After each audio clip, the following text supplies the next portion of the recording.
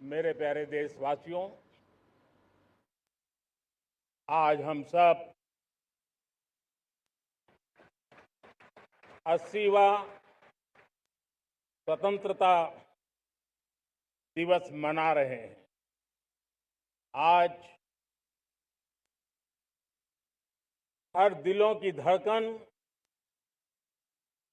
वंदे मातरम के नाद से गूंज रही। आज हर घर तिरंगा है, हर मन तिरंगा है और देश उत्साह और उमंग के साथ नए संकल्पों को लेकर के आज आगे बढ़ रहा है। आप सबको स्वतंत्रता दिवस की बहुत बहुत शुभकामनाएं।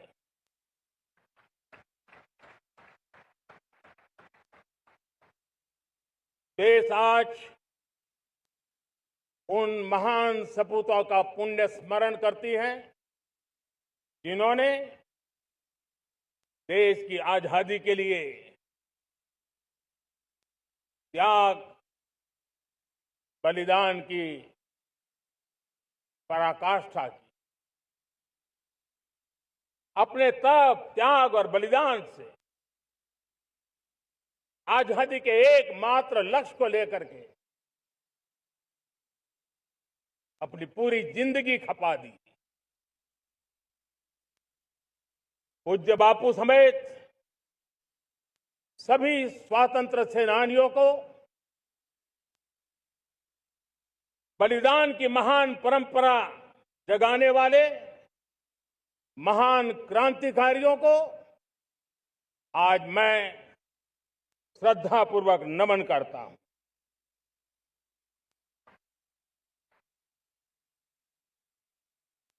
आज जो इस समारोह में उपस्थित है उन सब के लिए आज एक ऐतिहासिक पल भी है।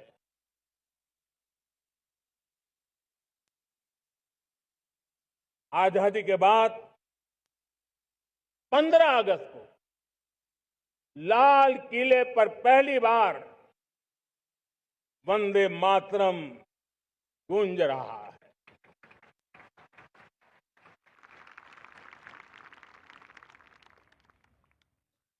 आज जब हम देश के लोग वंदे मातरम के 150 वर्ष मना रहे हैं तो इससे बड़ा उत्तम अवसर क्या हो सकता है।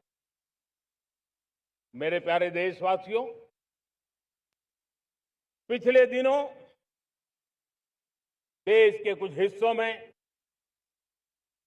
बाढ़ का प्रकोप रहा, भूस्खलन का प्रकोप रहा, अनेक परिवार प्रभावित हुए।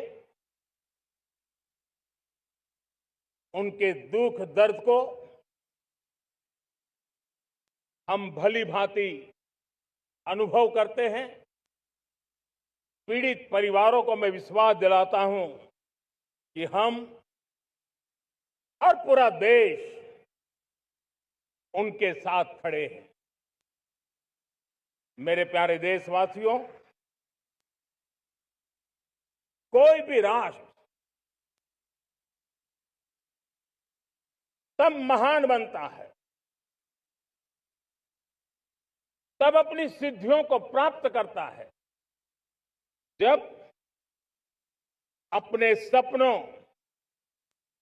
अपने संकल्पों और अपने सामर्थ्य के दम पर आगे बढ़ता है। मेरे देशवासियों, अब छोटे सपनों से चलने वाला नहीं। हमें बड़े सपने, क्योंकि बड़े सपने हमारी सोच को भी विस्तार देते हैं, हमारी सोच की क्षितिज को विस्तृत करते हैं। हमारे संकल्प दृढ़ होने चाहिए जब संकल्प दृढ़ होता है तो कठिनाइयों से, आपदाओं के बीच से रास्ते निकालने का सामर्थ्य अपने आप उभर करके आता है।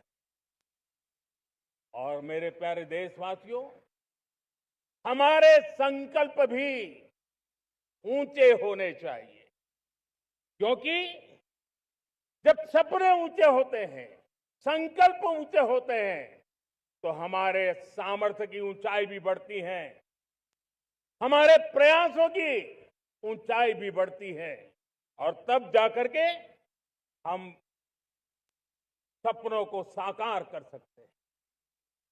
मेरे प्यारे देशवासियों, आज भारत ने भी एक बहुत बड़ा सपना देखा है, दृढ़ संकल्प के साथ देखा है, नई ऊंचाइयों को छूने के लिए देखा है। और वो सपना है, जब आजादी के 100 साल होंगे, 2047 में हम विकसित भारत बना के रहेंगे। 140 करोड़ देशवासियों के पुरुषार्थ से इस लक्ष्य को हमें हासिल करना है। और जब दुनिया की सबसे बड़ी आबादी वाला देश विकसित होने का संकल्प लेता है, तो ये दुनिया की नजरों में भी हमारे साहस का परिचायक बन जाता है। दुनिया हमारी तरफ देखने का नजरिया बदलने के लिए मजबूर हो जाती है। प्यारे देशवासियों, और मैं ऐसे ही नहीं कह रहा हूं, पिछले 12 वर्ष में देश के कोटि कोटि नागरिकों ने, दलित हो, पीड़ित हो, वंचित हो, आदिवासी हो, गांव में रहने वाला हो, शहर में रहने वाला हो, गरीब हो, मध्यम वर्ग का हो, युवा हो, बुजुर्ग हो, नारी हो, पुरुष हो, उत्तर हो, दक्षिण हो, पूर्व हो, पश्चिम हो, हर किसी ने पिछले 12 साल में एक संकल्प के साथ, समर्पण के साथ देश को नई ऊंचाइयों पर ले जाने में हर प्रकार से प्रयास किया है। मैं उनके इस प्रयासों का आदरपूर्वक स्वीकार करता, और उसी का परिणाम है कि इतने कम समय में 25 करोड़ देशवासी गरीबी को परास्त करके गरीबी से बाहर निकले हैं। इन्हीं देशवासियों का प्रयास का परिणाम है कि हम कभी फ्रेजाइल 5 में गिरे जाते थे। 12 साल के भीतर भीतर हम एक मेजर इकोनॉमी में फास्टेस्ट ग्रोइंग इकोनॉमी बन गए हैं। साथियों, देश आजाद हुआ, बहुत सारे सपने लेकर के आजाद हुआ, लेकिन हम गति नहीं पकड़ पाए, रफ्तार नहीं पकड़ पाए। होती है, चलती है, अरे हो जाएगा, देखा जाएगा, उसी में खोए रहे। 2014 तक आते आते तो पूरे विश्व ने हमें फ्रेजाइल 5 के उस में डंप कर दिया था। ऐसे समय पिछले 12 साल में भारत ने एक नई रफ्तार पकड़ी, तेज गति से हम आगे बढ़ रहे हैं। और देशवासियों का संकल्प है कि अब 140 करोड़ देशवासियों के संकल्प को, सामर्थ्य को रोकना नामुमकिन है। प्यारे देशवासियों, पिछले 12 वर्षों में डिफेंस प्रोडक्शन करीब 4 गुना हुआ, खादी और ग्रामोद्योग का उत्पादन करीब 5 गुना हुआ, इलेक्ट्रॉनिक मैन्युफैक्चरिंग करीब 7 गुना बढ़ा, आधुनिक रेलवे कोच का निर्माण 21 गुना बढ़ा, मोबाइल फोन उत्पादन 33 गुना बढ़ा। इतना ही नहीं, आधुनिक युग को देकर के भी डिजिटल और इनोवेशन की दुनिया में भी हमने अपना परचम लहराया। इंटरनेट यूजर, इंटरनेट कंज्यूमर करीब करीब 4 गुना बढ़े। पेटेंट ग्रांट होने की संख्या 4 गुना बढ़ी। डिजिटल ट्रांजैक्शन 100 गुना बढ़े। सामान्य मानवीय की सुविधाओं की तरफ भी हमने उतना ही गंभीरता से काम किया। हर साल औसतन 15 गुना ज्यादा तेजी से हमने नल से जल कनेक्शन दिए। हर साल औसतन 6 गुनी ज्यादा रफ्तार से लोगों को गैस कनेक्शन दिए। हर साल 4 गुनी रफ्तार से गरीबों के लिए टॉयलेट बनाने का काम किया। हर साल 3 गुना ज्यादा तेजी से गरीबों को घर देने का काम किया। देश ने गवर्नेंस में भी बहुत बदलाव लाया। हजारों की संख्या में कंप्लायंसेस खत्म किए। सैकड़ों की तादाद में पुराने कानून खत्म किए। पिछली शताब्दी के कानूनों से 21वीं शताब्दी की मार्च नहीं हो सकती। हमने आधुनिक इंफ्रास्ट्रक्चर के लिए मेट्रो का विस्तार किया। हमने पब्लिक ट्रांसपोर्ट को ताकत दी। जिस स्पीड से काम, जिस स्केल पर काम किया, ये सब, ये रफ्तार, ये विस्तार, ये अचीवमेंट आजादी के बाद पहली बार पिछले 1 दशक ने देखा है। और जब इतनी सारी सिद्धियां हमारे सामने हो, इतनी तेज गति दिखाई देती हो, देशवासियों का सामर्थ्य पल पल प्रकट होता है, तब तो 2047 में विकसित भारत बनने का संकल्प कभी भी अधूरा नहीं रह सकता है। ये सारे आंकड़े इस बात की गवाही देते हैं कि हम आगे बढ़ने वाले हैं। मेरे प्यारे देशवासियों, लेकिन उसके लिए आत्मविश्वास की जरूरत होती है, आत्मगौरव की जरूरत होती है, और साथ साथ आत्मनिर्भर भारत होना भी बहुत जरूरी होता है। और इसलिए बीते वर्षों में हमारा कन्विक्शन रहा है कि भारत को हमें अब दूसरे देशों पर निर्भर रह करके नहीं जीना चाहिए। हमें आत्मनिर्भर बनना चाहिए। दुनिया में बहुत कुछ मिलता है, सस्ता मिलता है, जल्दी मिल सकता है, लेकिन उससे हमारा सामर्थ्य तैयार नहीं होता, न हमारे सामर्थ्य की कसौटी होती है। और इसलिए हमें भी अपनी क्षमताओं को बढ़ाना है। अपने हितों की सुरक्षा हमें खुद को करनी है। और इसलिए आत्मनिर्भर भारत का संकल्प बहुत दृढ़ता के साथ हम लेकर के आगे बढ़ रहे हैं। मेक इन इंडिया, स्वदेशी, वोकल फॉर लोकल, इन सारे क्षेत्रों में आज हर भारतीय का मन जुड़ रहा है। मेरे प्यारे देशवासियों, मैं आपको एक उदाहरण देता हूं सेमीकंडक्टर का। देश आजाद होने के बाद विश्व में तो सेमीकंडक्टर की चर्चा हो चुकी थी, हमारे यहां भी बातें होती थी, लेकिन सेमीकंडक्टर का कोई बड़ा प्लान हम आगे नहीं बढ़ा पाए। और आज स्थिति क्या है? आज की डिजिटल दुनिया में, आज की टेक्नोलॉजी में चिप का महात्म्य हम समझते हैं। कोई भी इलेक्ट्रॉनिक गुड्स होगा, हमारे मेडिकल इक्विपमेंट होंगे, हमारे ट्रांसपोर्ट के रास्ते होंगे, हर किसी में चिप अनिवार्य है। और इस चिप के बिना दुनिया थम जाए ऐसी स्थिति पैदा हो जाए। और इसलिए भारत ने आत्मनिर्भर होने की दिशा में अपना सेमीकंडक्टर प्लांट, बड़ा सेमीकंडक्टर प्लांट, 3 सेमीकंडक्टर प्लांट शुरू हो चुके और मुझे बताया गया है कि वहां जो प्रोडक्शन हो रहा है वो एक्सपोर्ट होना शुरू हो चुका है। और मैं देशवासियों को कहना चाहता हूं, आने वाले 7-8 वर्ष में और 5, 7 या 8 सेमीकंडक्टर प्लांट बहुत ही जल्द शुरू होने वाले। ये आत्मनिर्भर भारत हमें विकसित भारत की दिशा में जाने का महामार्ग देती।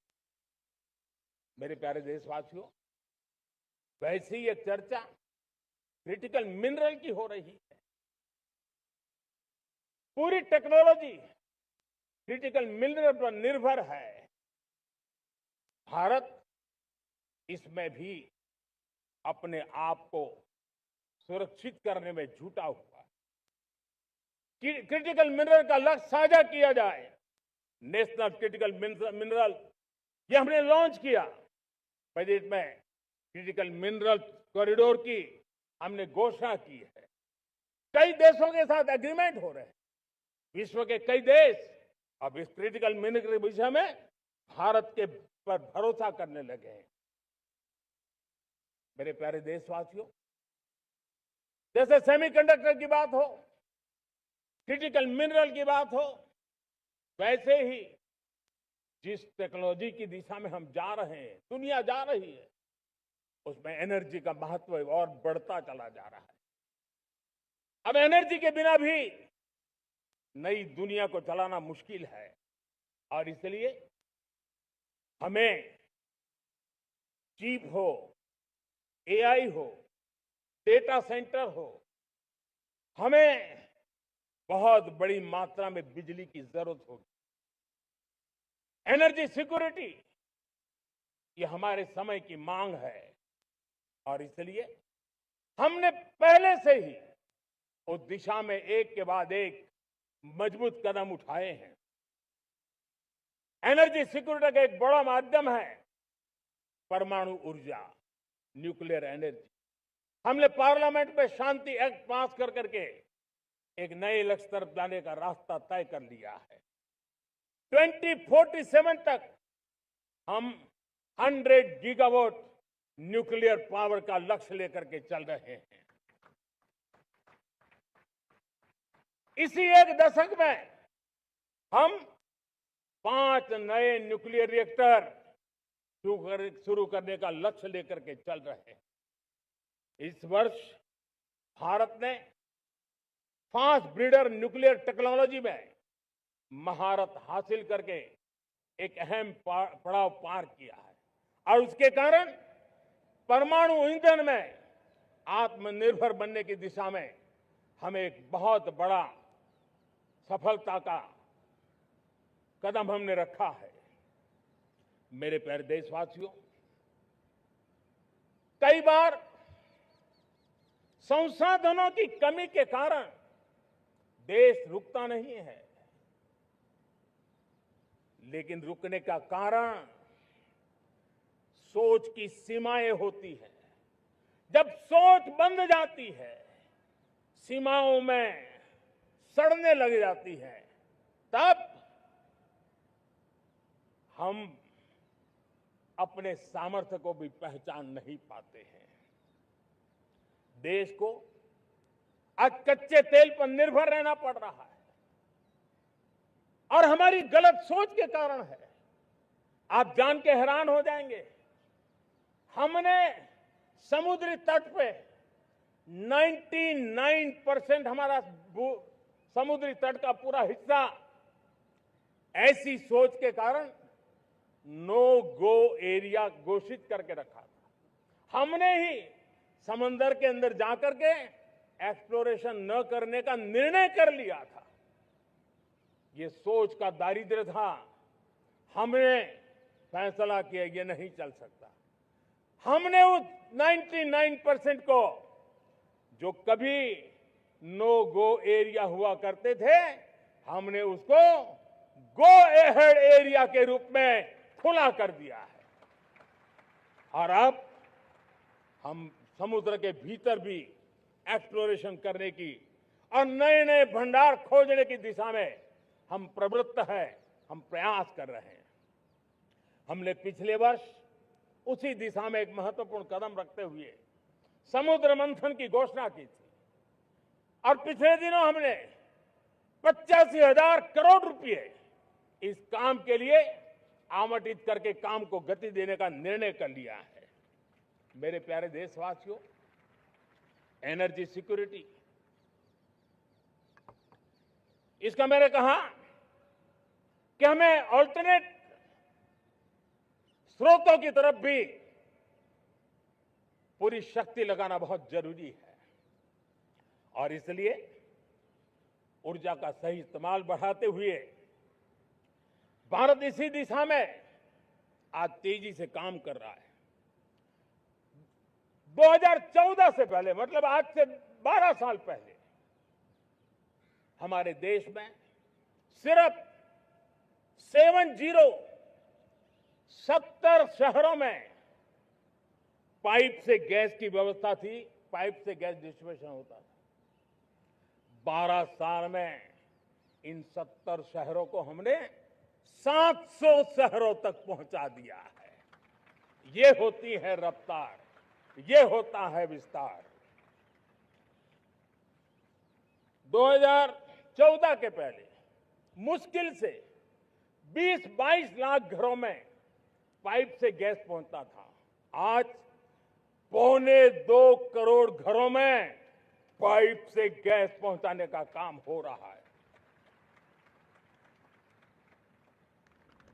12 वर्ष पहले देश में सोलर एनर्जी की कैपेसिटी सिर्फ 2 गीगावाट थी। 2 गीगावाट, आज 160 गीगावाट हमने प्राप्त किया है लक्ष्य। मेरे प्यारे देशवासियों, मैं एक और जानकारी देता हूं। हमने इसका लाभ देश के मध्यम वर्ग को, सामान्य परिवार को मिले, इस तरफ भी उतना ही ध्यान केंद्रित किया। हमने पीएम सूर्यघर मुफ्त बिजली योजना चालू की और आज मुझे संतोष है कि इतने कम समय में 50 लाख घरों का सोलर एनर्जी का काम हम आंकड़ा पार कर चुके हैं। तेजी से चल रहा है और इसके कारण हजारों घरों का बिजली बिल 0 हो गया है। हजारों घर अपनी बिजली का उपयोग करने से अतिरिक्त बिजली आज बेच करके कमाई कर रहे हैं। हर परिवार को हम इस काम के लिए 80,000 रुपया सरकार की तरफ से एक एक परिवार को मदद दी जा रही है, तब जाकर के हम इस काम को पूरा कर रहे हैं। मेरे प्यारे देशवासियों, आपको जानकर के हैरानी होगी, ये जो हमारी रेलवे है उसका इलेक्ट्रिफिकेशन का काम हमारे देश में 1925 में शुरू हुआ था।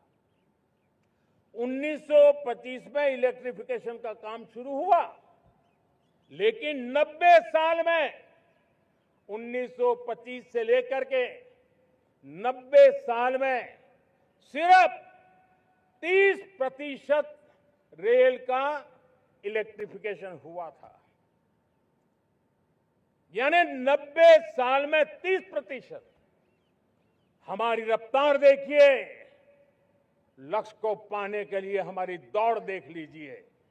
हमने एक दशक के अंदर 100% काम पूरा कर दिया। 90 साल में 30%, 10 साल में 70%, ये होता है काम। और इसके कारण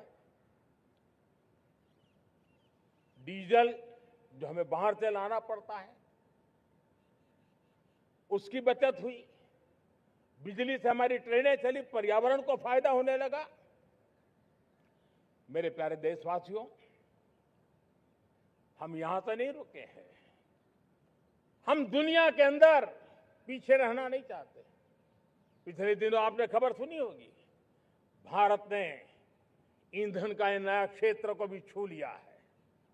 देश ने पहली हाइड्रोजन से चलने वाली ट्रेन शुरू कर दी है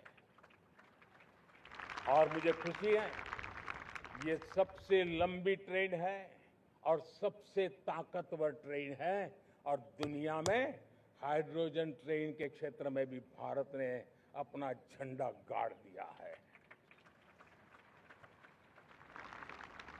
प्यारे देशवासियों, पिछले 10-12 साल हम लगातार 2047 के लक्ष्य को पाने के लिए दौड़ रहे हैं, एक के बाद एक सोपान सिद्ध कर रहे हैं। हमने सोचा भी नहीं था कि हमें इसमें भी कुछ मुसीबतों का झेलना पड़ेगा। पिछले 10-12 वर्ष में कितने संकटों का सामना करना पड़ा। कोरोना जैसी वैश्विक महामारी ने पूरी दुनिया को चिंता में डाल दिया था, सारी व्यवस्थाएं चरमरा गई थी। कोरोना से बाहर निकले, युद्ध की विभीषा की खबरें आने लगी, कहीं यूक्रेन तो कहीं पश्चिम एशिया, हर जगह पे तनाव का माहौल। और पता नहीं भविष्यवेत्ताओं ने तो न जाने क्या क्या घोषणाएं कर दी थी। देश को डराना, देश को भयभीत रखना, देश को चिंतित रखना, इसी में कुछ लोगों को आनंद आता है। वैक्सीन नहीं मिलेगी, कोविड में लोग बचेंगे नहीं, कुछ भी नहीं होने वाला।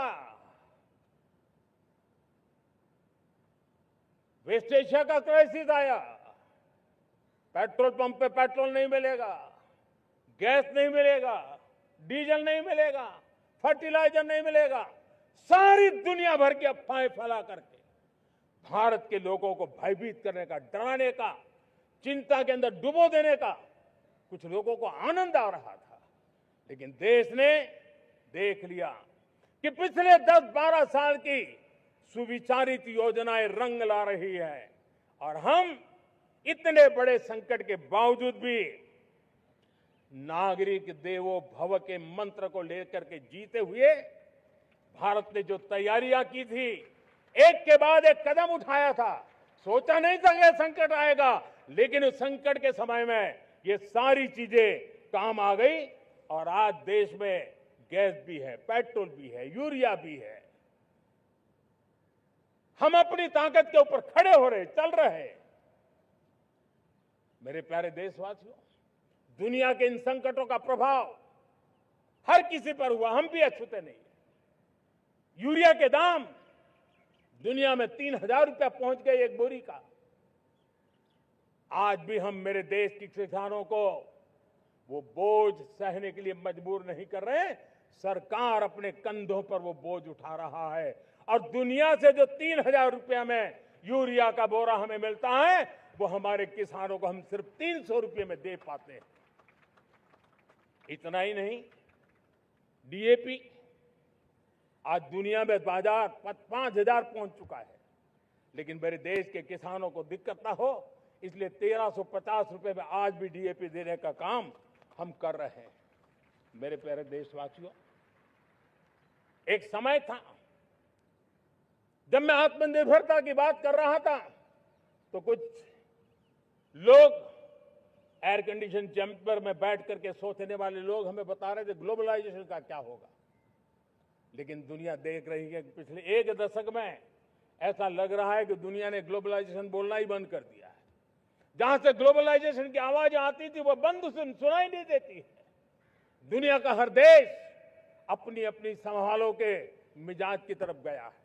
लेकिन दुर्भाग्य से इस संकट के कालखंड में कुछ लोगों ने अपना रुतबा दिखाने के लिए संसाधनों को वेपनाइज करने का खेल खेला है।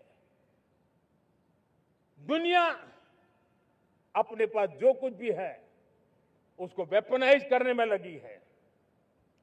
संसाधनों का वेपनाइज, रिसोर्स का वेपनाइज, पेट्रोल, डीजल, फर्टिलाइजर, दवाइयां, टेक्नोलॉजी की चिप्स, इतना ही नहीं, भूभाग को भी वेपनाइज किया जा रहा है।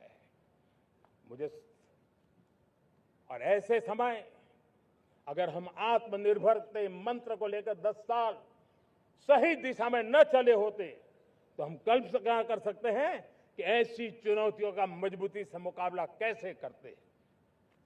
और हमारी तैयारियां निरंतर बढ़ती जा रही है। मेरे प्यारे देशवासियों, दूसरी तरफ आज भारत का प्रोफाइल पूरी तरफ बढ़ रहा है। आज भारत दुनिया के लिए एक स्वीकृत और सम्मानीय देश के रूप में बन रहा है। भारत के पास स्थिर पॉलिटिकल मैंडेट है, स्थिर सरकार है, भारत का वाइब्रेंट लोकतंत्र है, भारत का मजबूत न्याय तंत्र है और हम सबको दिशा देने वाला भारत का संविधान है। और अब दुनिया हमारे इन सामर्थ्य को पहचानने लगी है और इसलिए 2014 के बाद दुनिया करीब करीब 40 देशों के साथ हमारा FTA एग्रीमेंट हो रहा है। अब देखिए कितना बड़ा अवसर आया है। लेकिन ये जो ट्रेड एग्रीमेंट्स हुए हैं ये एक बहुत बड़ा अवसर है और इसलिए खास करके मैं मेरे MSMEs को कहना चाहूंगा कि हमें इस मौके को छोड़ना नहीं है। दुनिया में हमें पहुंचना है। भारत के उत्पाद की हर चीज विश्व के बाजार में पहुंचे और चाहे हमारा टेक्सटाइल हो, हमारी मशीनरी हो, हमने दवाइयां हो, हमने मौका छोड़ना नहीं है। लेकिन वैश्विक जो पैरामीटर्स हैं उस पैरामीटर को हमें पार करना होगा। हमें दुनिया से जो मिलता है उसे अच्छा देना पड़ेगा, दुनिया में जो मिलता है उसे सस्ता देना पड़ेगा। और पंजाब के लुधियाना से लेकर के तमिलनाडु के तिरुपुर तक हमारा टेक्सटाइल सेक्टर दुनिया में पहुंच सकता है। इतना ही नहीं, केरलम से लेकर के गुजरात और तमिलनाडु से लेकर के बंगाल, ये हमारा समुद्री तट, हमारे मछुआरे भाई बहन आज इस FTA के कारण हमारे श्रिप यानी झींगा उसके एक्सपोर्ट की बहुत संभावना बनी है। हमारे सी फूड की दुनिया में पहुंच बनने की संभावना पड़ी हुई है। और इसलिए मैं चाहूंगा कि हम इस परिस्थिति का फायदा उठाते हुए, हम आगे चलते हुए हम इन कामों को पार करने के लिए प्रयास करें। मेरे प्यारे देशवासियों, मैंने जो भूमिका आपके सामने रखी है उसके पीछे 2047 का लक्ष्य इन मजबूत नींव पर खड़ा है। 2047 विकसित भारत का लक्ष्य हमने पिछले 10-12 साल में देशवासियों ने जो सामर्थ्य दिखाया है उस सामर्थ्य का हिस्सा है। और इसलिए मेरे प्यारे भाइयों बहनों, सदी का 1/4 हिस्सा बीत चुका है और अगला 1/4 हमारे लिए अत्यंत महत्वपूर्ण है। अब हम रुक नहीं सकते हैं, हमारी गति नहीं रुक सकती है, हमारी दिशा तय हो चुकी है, हमें प्राप्त करके रहना है। और इसके लिए हमें अपना वर्क कल्चर बदलना होगा।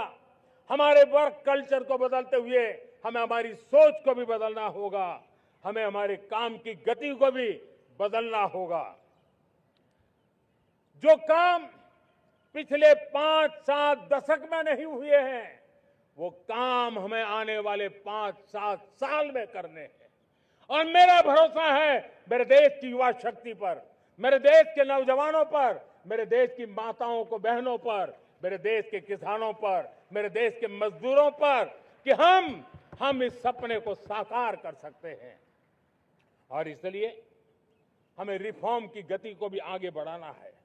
और जब मैं रिफॉर्म की बात कर रहा हूं, रिफॉर्म नहीं हमारे लिए कोई कंपल्सन है, नहीं रिफॉर्म ये हमारे के लिए कोई बजबड़ है। हमारे लिए रिफॉर्म ये कन्विक्शन है।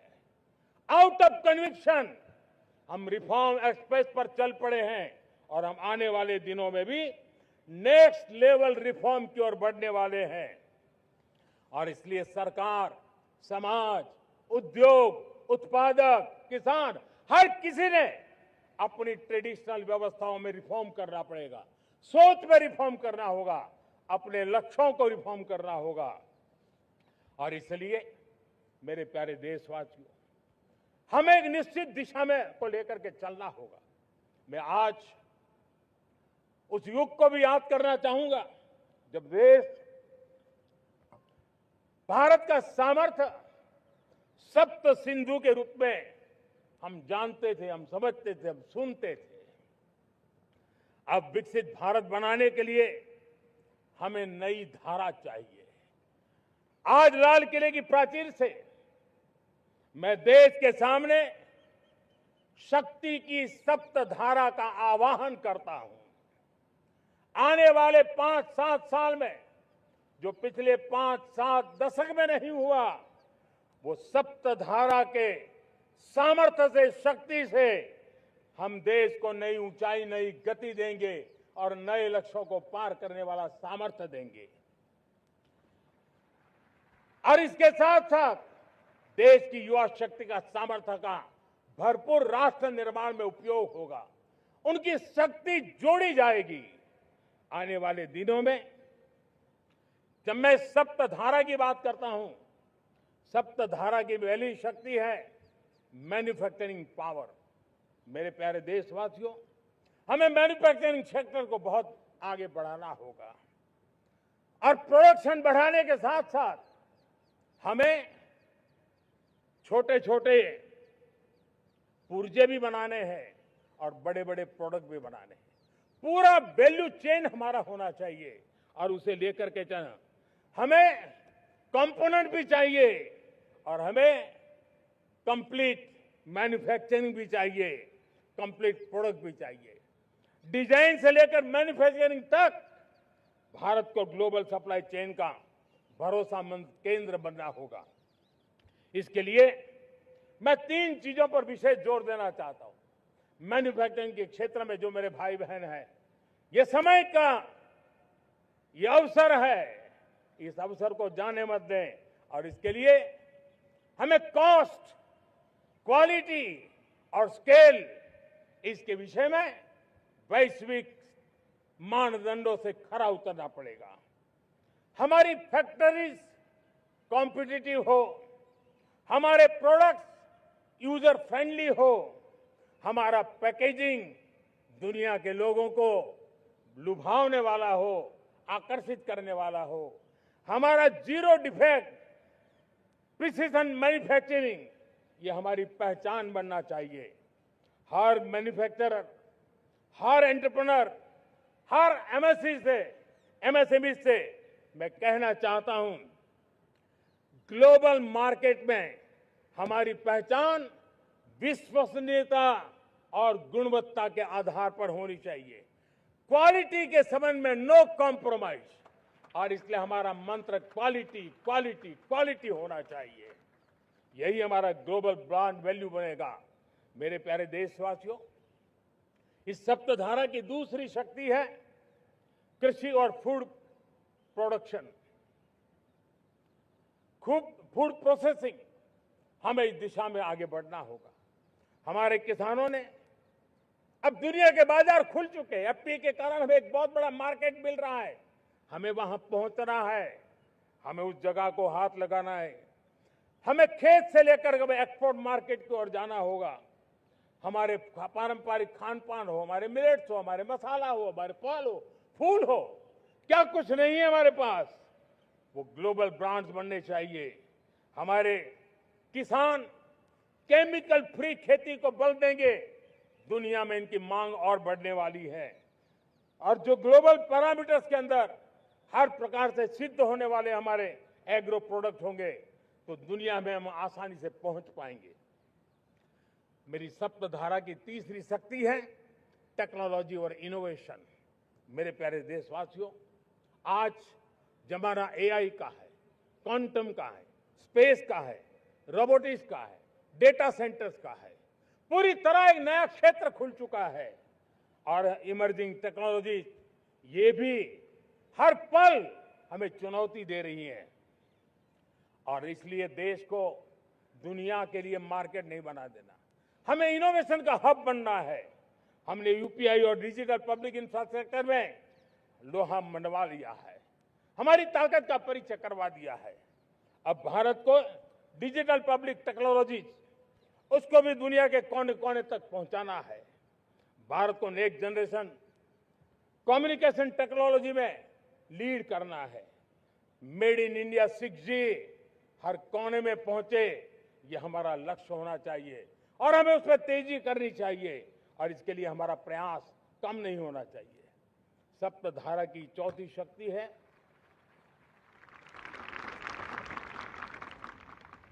गति शक्ति। ये गति शक्ति देश के अंदर सीमलेस फास्ट कनेक्टिविटी पर हमें बल देना होगा।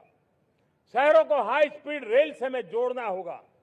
मॉडर्न हाईवे चाहिए, इनलैंड वाटरवेज चाहिए, एयरपोर्ट चाहिए, मल्टी मॉडल लॉजिस्टिक की व्यवस्था चाहिए। हमें पोर्ट्स को सिर्फ सामान उतारना चढ़ाने की जगह नहीं, दुनिया के शिप्स आकर के लंगर हो जाए इतना नहीं, हमें हमारे पोर्ट्स को पोर्ट लेड डेवलपमेंट ग्रोथ की दिशा में हमें आगे बढ़ना होगा। हमारी पांचवी शक्ति है सप्तधारा की, वो है रक्षा शक्ति। और ये रक्षा शक्ति का महत्व हर प्रकार से है। मेरे प्यारे देशवासियों, डिफेंस में आत्मनिर्भर होना अब भारत ने अनुभव कर लिया, दुनिया ने अनुभव कर लिया है, इसके बिना कोई चारा नहीं है। विश्व जब अपनी अपनी ही सोच रहा है, तब भारत विश्व के लिए बाजार बन करके नहीं रह सकता है। हमें डिफेंस के क्षेत्र में आत्मनिर्भर होना होगा। Next generation defence technology develop करके हमें ग्लोबल सप्लायर बनने की दिशा में हमें लक्ष्य लेकर के चलना है। हमें ड्रोन, काउंटर ड्रोन सिस्टम को विकसित करना होगा और हाइपरसोनिक डिफेंस टेक्नोलॉजीज, उस पर हमें लीडरशिप लेनी होगी। साथियों, साइबर सुरक्षा भी आज हर घर के लिए एक समस्या बन रही है। वो भी एक रक्षा का क्षेत्र है जिसमें हमारे युवाओं की जो सामर्थ्य है, उस सामर्थ्य का उपयोग हम देश के और दुनिया के लिए कर सकते हैं। हमारी सप्तधारा की छठी शक्ति है ग्रीन इकोनॉमी, ब्लू इकोनॉमी, जो ग्रीन जॉब को भी जन्म देती है। हमें green hydrogen, renewable energy, energy storage, green mobility, green manufacturing in global scale हमें पा करके रहना है। हमें दुनिया जब ग्लोबल वार्मिंग की चर्चा करती रहती है, हम रास्ते खोजते रहते हैं, हम समस्याओं का समाधान दे रहे हैं और भारत ये ग्रीन मूवमेंट का बहुत बड़ा सामर्थ्य लेकर के चलिए। भारत के पास ब्लू इकोनॉमी के लिए भी बहुत बड़ा अवसर है। बहुत बड़ा लंबा हमारा कोस्ट लाइन है। ब्लू इकोनॉमी के लिए बहुत बड़े अवसर है। फिशरीज है, कोस्टल टूरिज्म है, ओशन टेक्नोलॉजी है। ऐसे कितने ही क्षेत्र हैं जिसमें हम आगे बढ़ सकते हैं। मेरे प्यारे देशवासियों, भारत सप्तधारा की जब बात करके लेकर चला है, तब हमारी सातवीं धारा है और दुनिया के लिए इसका अपना भी एक महत्व है और वो है भारत का सॉफ्ट पावर। भारत के सॉफ्ट पावर की ताकत है। आज योग ने पूरी दुनिया को भारत के साथ जोड़ के रखा हुआ है। योग दुनिया के लिए एक ऊर्जा बनता जा रहा है, भारत के लिए विश्वास का बड़ा कारण बनता जा रहा है। जिस भारत के पास आस्था के केंद्र हो, जिस भारत के पास आयुर्वेद हो, जिस प्रकार से भारत के पास होलिस्टिक हेल्थ केयर की व्यवस्था हो, हील इन इंडिया का मूवमेंट हो, हम दुनिया के अंदर हमारे सामर्थ्य को लेकर के जा सकते हैं। हैंडीक्राफ्ट हो, संस्कृति हो, हमारी फिल्में हो, हमारा क्रिएटिव वर्ल्ड हो, वीएफएक्स हो, हमारा एनिमेशन हो, हमारी गेमिंग हो, डिजिटल कंटेंट हो, क्रिएटिव वर्ल्ड के अंदर भारत अपना रुतबा दिखा सकता है। हमने उसको वैश्विक सामर्थ्य के रूप में विकसित करना होगा। आज भारत ने वेव समिट को एक बहुत बड़ी ताकत दी है। दुनिया धीरे धीरे भारत का ये जो world audio visual and entertainment summit है, उसकी राह देखता रहता है और वो भारत के सॉफ्ट पावर को, भारत के क्रिएटिव दुनिया को परिचित करेगा। मेरे प्यारे देशवासियों, भारत के पास विशाल वन्य संपदा है। हमारे पास 100 से ज्यादा नेशनल पार्क है, क्षमता बहुत है, लेकिन विदेशी टूरिस्टों को आकर्षित करने में हम कम पड़े हैं। हमें मौका है हमारे सॉफ्ट पावर के माध्यम से दुनिया के टूरिस्टों को भारत के लिए आकर्षित करने का। हमारा सामर्थ्य हमें दुनिया को दिखाना है। हम ये काम आरा से करें और हम जल्द से जल्द हम इन लोगों को आज दुनिया में स्पोर्ट्स की जो है वो भी एक बहुत बड़ा भारत के प्रति आकर्षण का केंद्र। दुनिया के स्पोर्ट्स इवेंट भारत में क्यों ना हो। कॉन्स्टेंट इकोनॉमी बहुत बढ़ रही है, देश के नौजवानों का आकर्षण है। विश्व का हर कोई कलाकार चाहता है कभी न कभी भारत की धरती पर अपना कॉन्सर्ट करे। ये बहुत बड़ा अवसर है, हमें इसको मोबिलाइज करने के लिए व्यवस्थाएं खड़ी करनी होगी। साथियों, सप्तधारा की इन 7 शक्तियां उद्देश्य सिर्फ एक सेक्टर में प्रगति करने का नहीं है। एक होलिस्टिक अप्रोच के साथ हमें राष्ट्र को जो लक्ष्य लेकर के हम चल रहे हैं, जो एम्बिशन लेकर के चल रहे हैं, उस स्केल को हमें पार करने की दिशा में काम करना है। मेरे प्यारे देशवासियों, कुछ चीजें मैंने बताई हैं, लेकिन मैं इससे भी आगे सोचता हूं। मैं जरा देश को झकझोरना चाहता हूं। मैं देश की शक्ति को भी झकझोरना चाहता हूं। देश यानी सिर्फ सरकार नहीं होती है, देश यानी हर नागरिक जुड़ता है। क्या हम सोच नहीं सकते कि फॉर्च्यून 500 की चर्चा तो बहुत सुनते हैं, आने वाले एक दशक में इन फॉर्च्यून 500 में 50 कंपनियां भारत की क्यों न हो, ये लक्ष्य हमारा क्यों न होना चाहिए। आज बैंकिंग सेक्टर फल फूल रहा है। दुनिया की टॉप बैंक के अंदर भारत की बैंक का झंडा भी क्यों न फहरता हो। भारत की बैंक भी टॉप बैंक 5 बैंक में भारत की भी एक बैंक होनी चाहिए। भारत की फार्मा की दिशा में हमने बहुत काम किया है, लेकिन समय की मांग है कि दुनिया की 5 बड़ी फार्मा कंपनियों में भारत की भी 1-2 फार्मा कंपनियों का नाम गूंजना चाहिए। भारत उसमें अपना स्थान बनाना चाहिए। लॉ फर्म्स होते हैं, रेटिंग एजेंसी होती है। क्या समय की मांग नहीं है कि ग्लोबल लीडरशिप अब हमारे हाथ में होनी चाहिए।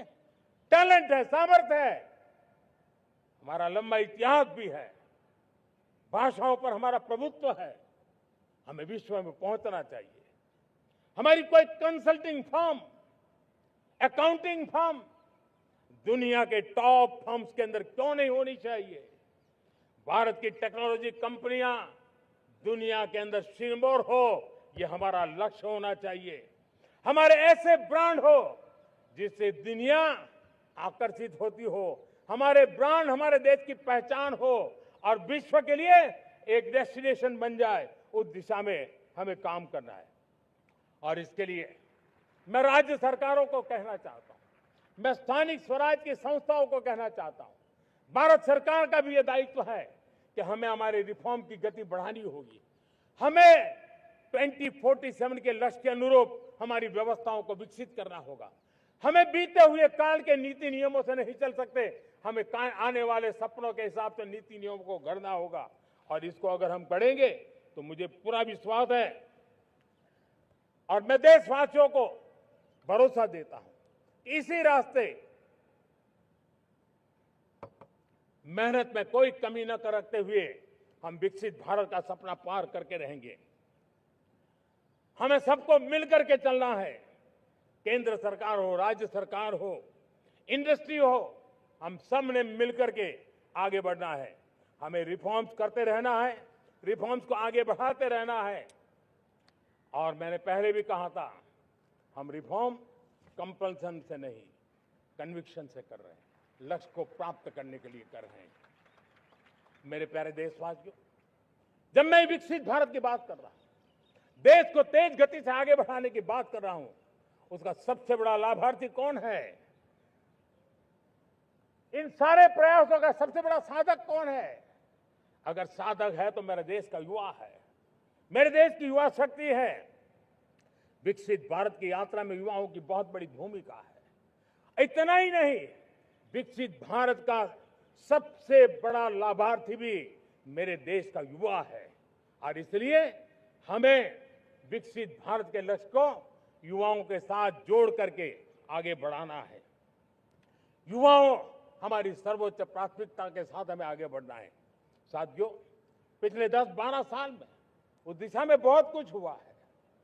स्टार्टअप इंडिया अभियान, आज पूरे देश में 2.5 लाख से ज्यादा रजिस्टर्ड स्टार्टअप बन गए। देश के नौजवान खुद तो काम कर रहे हैं, अनेकों को रोजगार दे रहे हैं। 1 लाख करोड़ रुपया इनोवेशन फंड भारत सरकार ने घोषित किया है। मैं देश को, नौजवानों को कहना चाहता हूं, आप अपने सपनों को लेकर के आइए, संसाधनों की कमी नहीं रहने देंगे। 1 लाख करोड़ रुपया आपके दिल दिमाग को सामर्थ्य देने का एक व्यवस्था हमने कर दी है। रिसर्च के नए अवसर मिले, डिजिटल इंडिया के नए सस्ते डेटा, ये युवाओं को सशक्त किया। दुनिया में सस्ता डेटा कहीं है तो भारत की धरती पर है, और देश के नौजवानों को उसने नई ताकत दी है। स्किल इंडिया हमने नेशनल प्रोग्राम बनाया है। स्पेस सेक्टर को हमने ओपन कर दिया। नेशनल ड्रोन पॉलिसी हमने बनाई है। खेलो इंडिया पॉलिसी बनाई है। 35 वर्षों तक एजुकेशन पॉलिसी नहीं थी, नई एजुकेशन पॉलिसी लेकर के आए हैं, और इसका फायदा मिडिल क्लास के परिवारों को हुआ है। साथियों, 2004 से 14 आंकड़े मुझे देना चाहिए आपको। 2004 से 14 हमारे देश में 350 से भी कम यूनिवर्सिटी थी, और आज 10-12 साल के भीतर भीतर करीब 650 नई यूनिवर्सिटी जुड़ चुकी है। करीब 1000 का आंकड़ा हम पहुंच रहे हैं। 2014 के पहले मेडिकल की सिर्फ 400 सीटें हुआ करती थी, आज करीब 850 सीटें मेडिकल की हो रही है। इतना ही नहीं, अब विदेशी यूनिवर्सिटी भी भारत की धरती पर आ रही है। भारत के अंदर विदेशी यूनिवर्सिटी की डिग्री मेरे नौजवान को मिले, इसका प्रबंध भी हो चुका है। हमारे देश के युवा मन बचपन से ही टेक्नोलॉजी की तरफ आकर्षित हो, उस दिशा में हम काम कर रहे हैं, और इसलिए हमने करीब 10,000 से अधिक अटल टिंकरिंग लैब छोटे छोटे बच्चों के हवाले कर दी है, ताकि उनका इनोवेशन और टेक्नोलॉजी के अंदर उनका मन बने। 12 वर्ष युवा, हमने अनेक रास्ते खोले। हम स्टार्टअप ओपन कर दिया, आपने देखा होगा। भारत के प्राइवेट स्टार्टअप 28 साल के एवरेज उम्र के बच्चों ने, नौजवानों ने दुनिया में पहले ही ट्रायल में अपना सैटेलाइट लॉन्च कर दिया और रॉकेट लॉन्च कर दिया। उन्होंने बहुत बड़ा काम कर दिया साथियों। आज करीब 2.5 लाख से ज्यादा रजिस्टर्ड स्टार्टअप है। हमने पिछले दिनों एआई इंपैक्ट समिट किया था। एआई का विस्तार बहुत तेजी से बढ़ रहा है। लाल किले से मैं देश के नौजवानों के लिए घोषणा करना चाहता हूं। हमने तय किया है कि आने वाले 1 वर्ष में 1 करोड़ युवाओं को एआई स्किल के लिए ट्रेनिंग देने का हम काम करेंगे, ताकि हमारा देश का नौजवान एआई की दुनिया में भी नेतृत्व करने का सामर्थ्य। मेरे साथियों, बायो इकोनॉमी एक नया क्षेत्र है। एक समय था 2014 के पहले सिर्फ 60,000 करोड़ रुपए का बायो इकोनॉमी का काम होता था।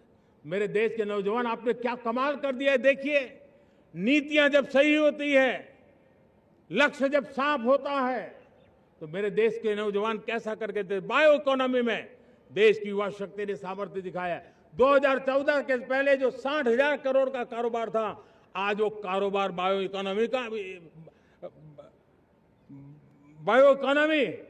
20 लाख करोड़ पहुंच चुकी है। दोस्तों,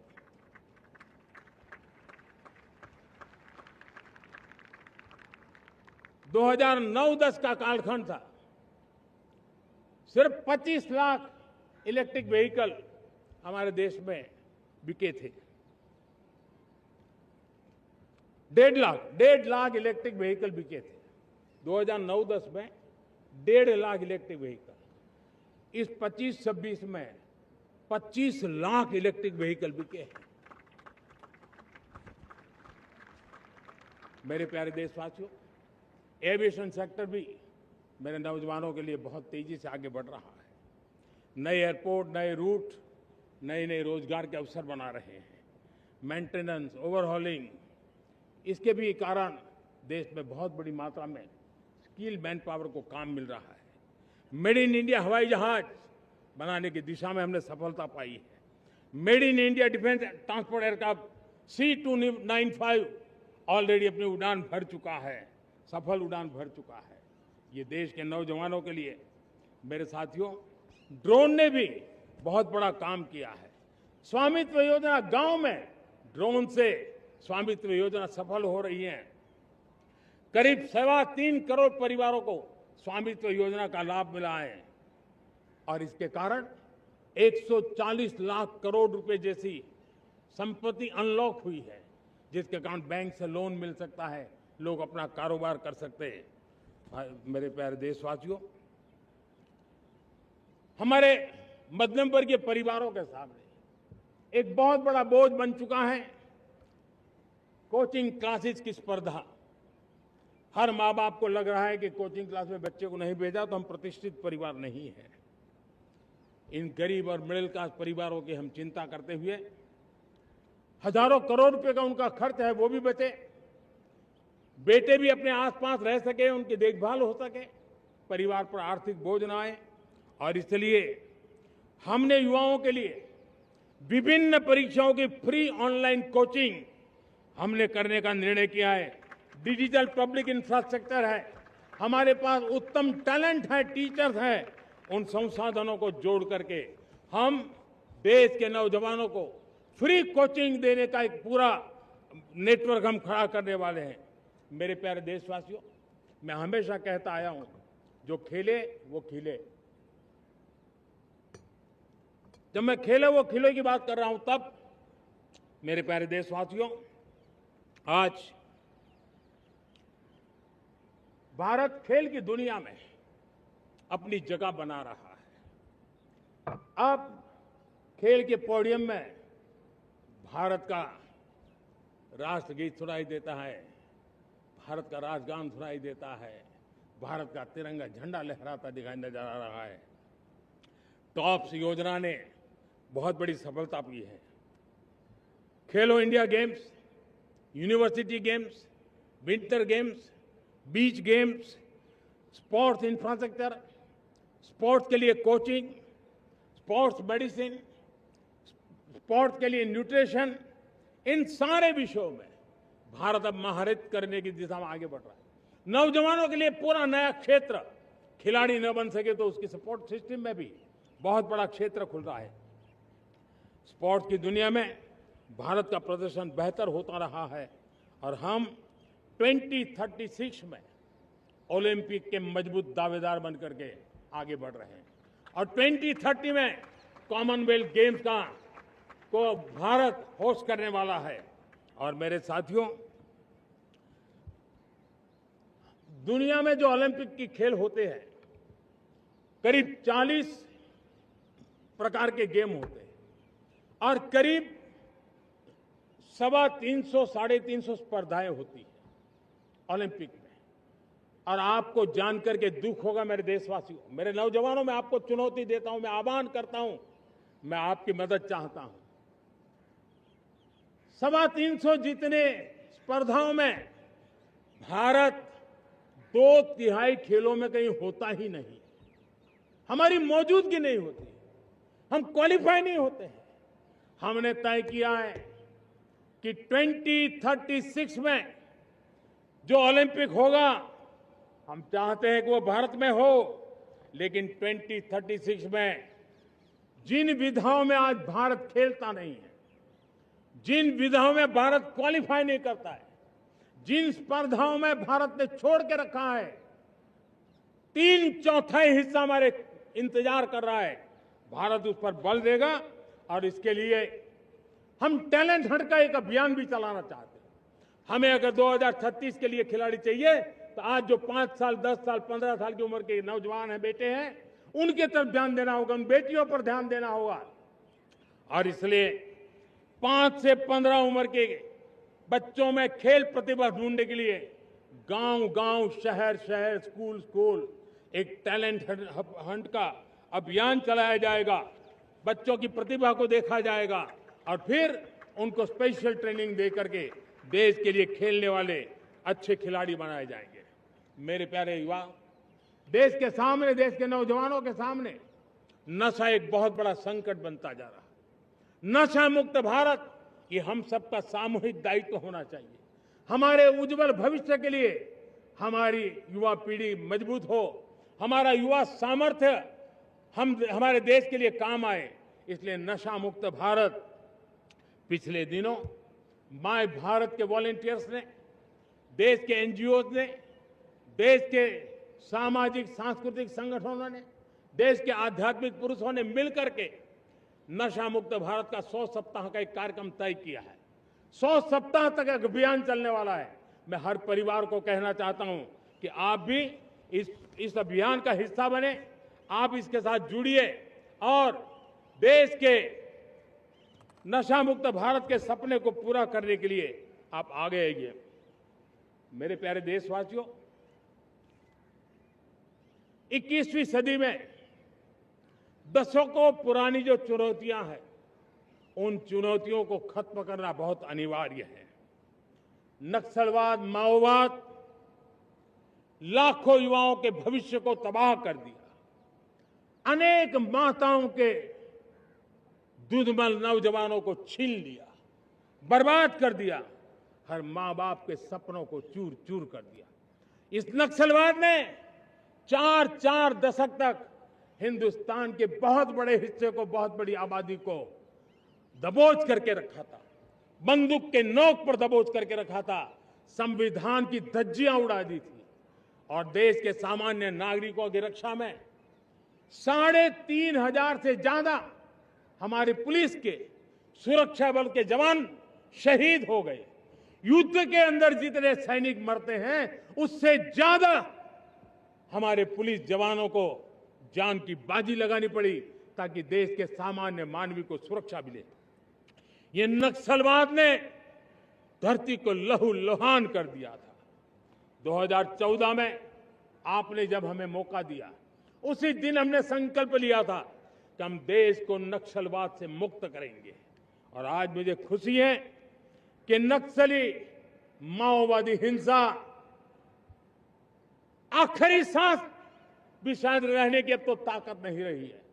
पूरी तरह उसे खत्म करने की दिशा में जहां पर कभी नक्सलवादियों की गोलियां चलती थी, जहां पर कभी धरती रक्त रंजित रहा करती थी, आज उसी नक्सल क्षेत्रों में, उसी इलाकों में नक्सल मुक्त होने के कारण विकास, विश्वास और प्रयास का तिरंगा लहरा रहा है।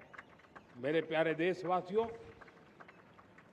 लेकिन इस चुनौती को हमने कम नहीं आंकना है। इस चुनौती से हमें और भी सावधान रहने की जरूरत है।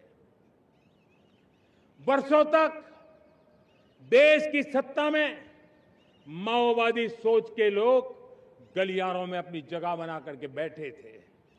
सरकारी कमेटियों में सलाहकार के रूप में भी ये माओवादी सोच ने नीतियों को प्रभावित किया था। मेरे प्यारे देशवासियों, जंगलों में हमें हथियारी नक्सलों का खात्मा बुलाने में, उस संकट से देश को मुक्त कराने में सफलता मिली है।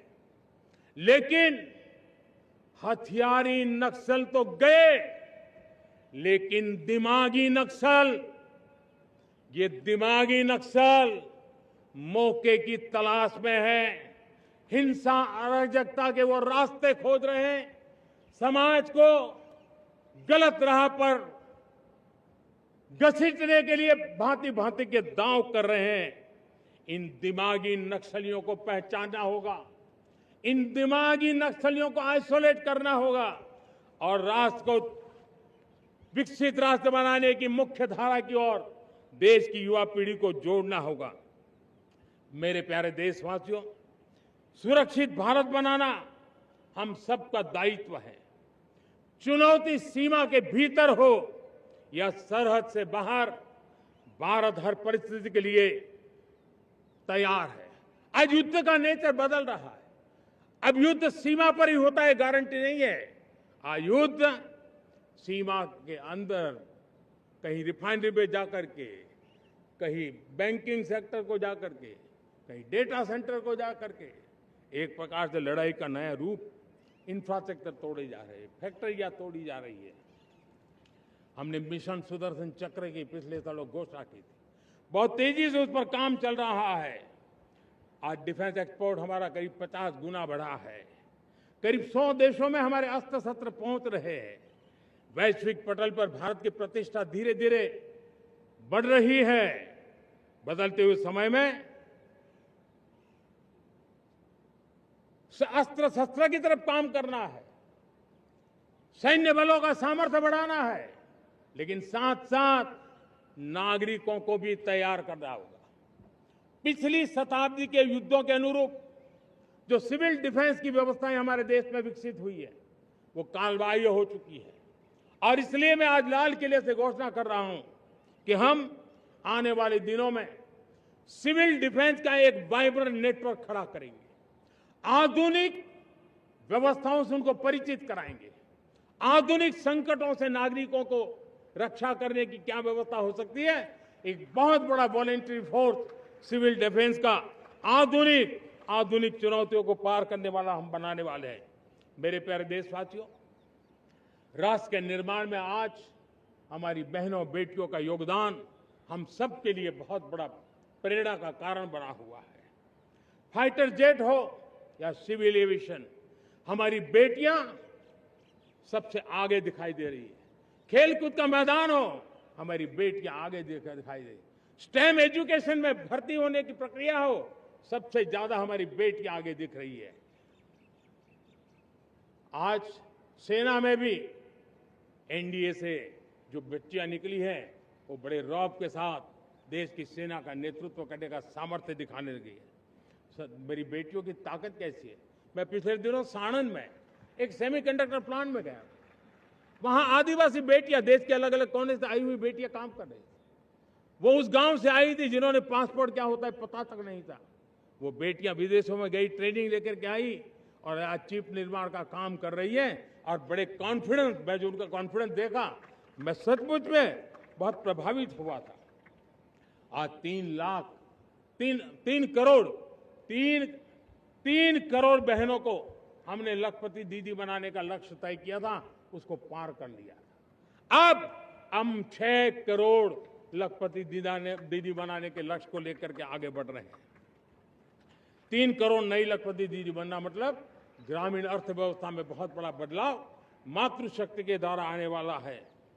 मेरे प्यारे देशवासियों, आज पंचायतों में, नगर पालिका में, महानगर पालिका में बहुत बड़ी मात्रा में हमारी महिलाएं जनप्रतिनिधि बनकर के देश का मार्गदर्शन कर रही है, समस्याओं का समाधान कर रही है, बहुत ही सक्षम नेतृत्व दे रही है।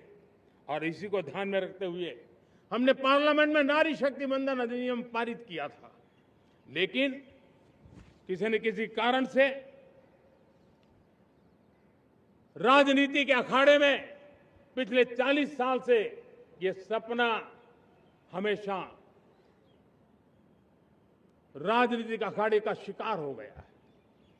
मैं देश के सभी राजनीतिक दलों से आज लाल किले की प्राचीर से तिरंगे झंडे की छाया में खड़े होकर के प्रार्थना करता हूं, आग्रह करता हूं, आइए उन महिलाओं के सामर्थ्य के पुजारी बनिए, उन महिलाओं के सम्मान में आगे आइए और जल्द से जल्द हमारी माताओं बहनों को 33% विधानसभा और लोकसभा में उनको प्रतिनिधित्व मिले। वे भारत की नीति घड़तर के अंदर अपना योगदान दे। समय की मांग है और मैं सभी राजनीतिक दलों से फिर से आग्रह करता हूं, आइए महिला आरक्षण लागू करके महिला सम्मान में आप भी जुड़िए, आप भी यश लीजिए, आप भी क्रेडिट लीजिए, लेकिन मेरी माताओं बहनों को हक दीजिए। मेरे प्यारे देशवासियों, विकसित भारत का संकल्प तभी पूरा होगा जब विकास अंतिम व्यक्ति तक पहुंचेगा। 2014 से पहले सिर्फ 25 करोड़ लोगों के पास सोशल सिक्योरिटी का कवर था, सिर्फ 25 करोड़ के पास। साथियों, पिछले 5-7 दशक में सिर्फ 25 करोड़, हमने एक दशक के भीतर भीतर 100 करोड़ देशवासियों को सोशल सिक्योरिटी का कवच दिया है। आयुष्मान भारत योजना से 70 साल की उम्र के बुजुर्गों से भी आज 5 लाख रुपए तक मुफ्त दवाई की व्यवस्था हो रही है। करोड़ों करोड़ों परिवारों को इसके कारण बहुत बड़ी सुविधा मिली है। और इस आयुष्मान कार्ड के कारण 2 लाख करोड़ रुपया जो दवाई और ऑपरेशन के पीछे खर्च होना था, वो मेरे परिवारों के बच्चे हैं। वो गरीब परिवार है, वो मध्यम वर्ग के परिवार है, उनको इतनी बड़ी। मेरे प्यारे देशवासियों, आज मुझे एक काम के लिए आपकी मदद चाहिए। मैं आप सबसे एक मदद मांग रहा हूं। सभी नौजवानों से मैं चाहता हूं कि आप इसका नेतृत्व करिए। आपका 1 या 2 घंटे देश को बहुत बड़ी शक्ति देने वाले हैं। आपको लगेगा 1-2 घंटे में मैं देश की क्या शक्ति, मैं बताता हूं, आप बहुत बड़ी शक्ति बनने वाले हैं। और इसलिए हर घर में वातावरण बने। इन दिनों देश में जनगणना का काम हो रहा है, सेंसस का काम हो रहा है, गिनती चल रही है। और गिनती सिर्फ आंकड़ों से बात बनती नहीं है, उसकी बारीकियों से नीतियां बनती हैं, योजनाएं बनती हैं। देश आगे बढ़ने की अपनी रूपरेखा तैयार करता है और इसलिए सटीक जानकारियां होना बहुत जरूरी है।